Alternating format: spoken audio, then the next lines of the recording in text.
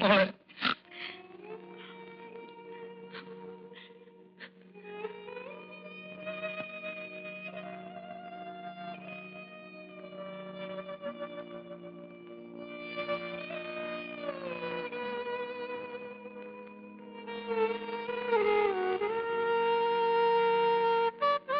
സീത,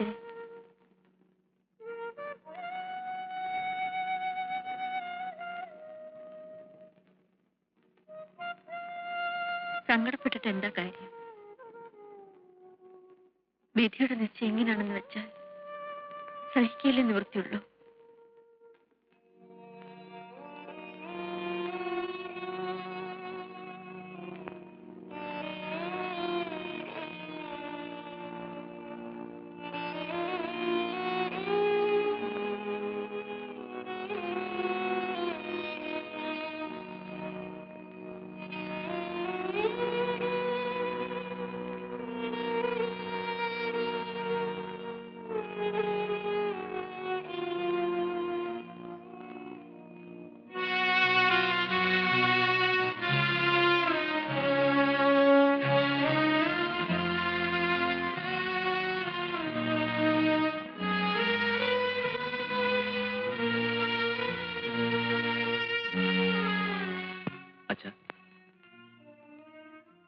നമുക്ക് എല്ലാവർക്കും സങ്കടമുണ്ട്. പക്ഷേ അത് നമ്മൾ പുറത്ത് ഭാവിച്ചുകൊണ്ടിരുന്നാൽ സീതയുടെ മുന്നിലെങ്കിലും നമ്മൾ പ്രസന്റായിട്ട് പെരുമാറും. എങ്കിലേ അവളെ ഈ ഷോക്കിൽ നിന്ന് സാധാരണ നിലയിലേക്ക് കൊണ്ടുവരാൻ പറ്റും. ഐ അണ്ടർസ്റ്റാൻഡ് ചെയ്തു. ബട്ട്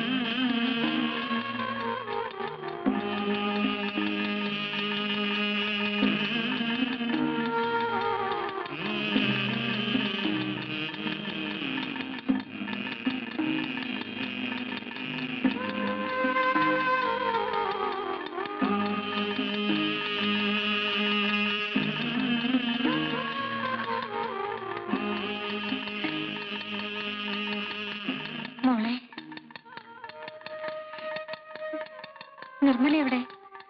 മുറിയിലുണ്ട്. അല്ലെങ്കിലേ നിനക്ക് സുഖമില്ലാത്തത്. പ്രത്യേകിച്ച് ഗർഭിണിയായിരിക്കുമ്പോ സൂക്ഷിക്കണേ കുഞ്ഞെ. ആദ്യ പിടിച്ച് തൂക്കേടൊന്നും വരുത്തി വെക്കല്ലേ. എന്റെ കാര്യത്തിൽ സമാധാനമുണ്ട്. പാവം സീതയുടെ കാര്യം ഓർക്കുമ്പോ സങ്കടപ്പെട്ടിരുന്നിട്ട് എന്താ കാര്യം? വന്നതില്ലാതാക്കാൻ പറ്റുമോ? അതല്ല ചിറ്റുന്നേ, നന്ദു മരിച്ചെന്നറിഞ്ഞ പിന്നെ അവളൊന്ന് പൊട്ടിക്കരഞ്ഞിട്ട് പോലുമില്ല.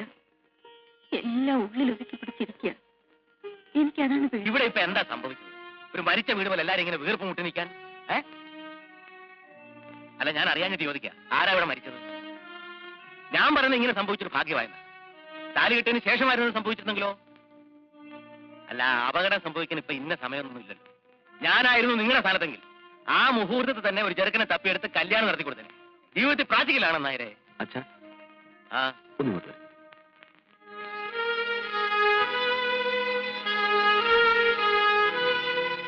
അച്ഛൻ ഈ സമയത്ത് ഇങ്ങനെയൊക്കെ സംസാരിച്ചാലോ?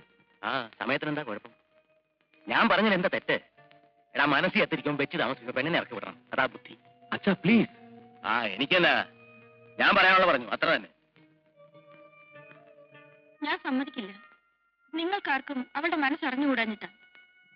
അവളുടെ മനസ്സാകെ തകർന്നു നിൽക്കുമ്പോൾ ഇനി ഇവിടെ നിന്നുകൂടി വിട്ടുനിന്നാലോ? ഇപ്പോഴത്തെ അന്തരീക്ഷത്തിൽ ഇവിടെ നിന്ന് മാറി നിൽക്കുന്നതാണ് സീതയ്ക്ക് നല്ലത്. She needs a change. സേതുവേട്ടൻ അങ്ങനെ പറയാം. സീതയുടെയും കൂടെ നന്മ മനസ്സിൽ കണ്ടുകൊണ്ടല്ലേ ഞാൻ പറയും. എന്നെ വിശ്വസിക്കൂ. കുറച്ച് ദിവസം ഇവിടെ നിന്ന് മാറി നിന്നാൽ ഹോസ്റ്റലിലെ ഫ്രണ്ട്സും ബഹളവും ഒക്കെ കൂടെ ആവുമ്പോൾ അവളുടെ മനസ്സിന് ടെൻഷൻ ഒന്ന് അയഞ്ഞു കിട്ടും. അവൾക്കും അത് ആവശ്യമാണെന്ന് തോന്നുന്നുണ്ടല്ലേ അവളും പോണമെന്ന് പറയുന്നു.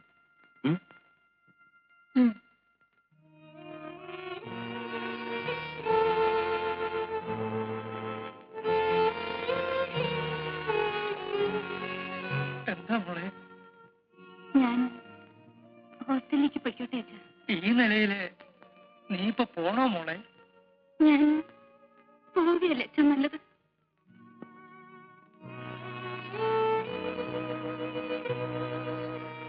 ആ, നിനക്ക് അങ്ങനെയാണ് തോന്നുന്നെങ്കിൽ പിന്നെ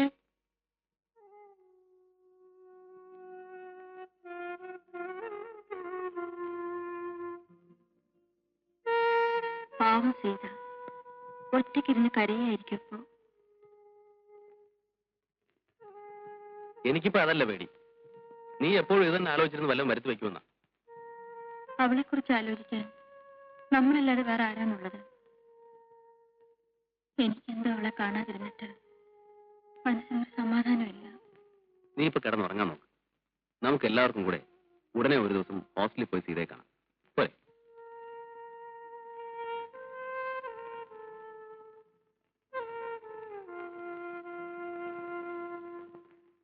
സോണിമോളെ, ആന്റിക്കൊരു ഉമ്മ തന്നെ. സീത, നീ വല്ലാതെ ക്ഷീണിച്ചിരിക്കുന്നല്ലോ. ഒന്നും കഴിക്കാറില്ലേ? എന്നേക്കാൾ ക്ഷീണം ചേച്ചിക്കാണല്ലോ. അത് പിന്നെ ഞാൻ ഇങ്ങനെ ഇരിക്കുന്നുണ്ടല്ലേ. എന്നെപ്പോലാണോ നീ? ദേ, ഒരു കാര്യം, ഞങ്ങളിവിടെ വന്നത് എല്ലാവർക്കും കൂടെ സന്തോഷമായിട്ട് കുറച്ച് സമയം ചെലവഴിക്കാനാണ്. അതിനിടയ്ക്ക് ചേച്ചി അനിയത്തിയും കൂടെ ദുഃഖത്തിന്റെയും ക്ഷീണത്തിന്റെയും കാര്യം പറയാൻ തുടങ്ങുകയാണെങ്കിൽ ഞങ്ങൾ അങ്ങ് പോയേക്കാം. നമുക്കൊരു പണിയായിട്ട് ചെയ്തോട്ടെ. ഇന്ന് എല്ലാവർക്കും കൂടി ഒന്ന് പുറത്തേക്ക് പോകാം. ആ, അയ്യോ, എനിക്ക് കുറച്ച് നോട്ട്സ് തയ്യാറാക്കാനുണ്ട്.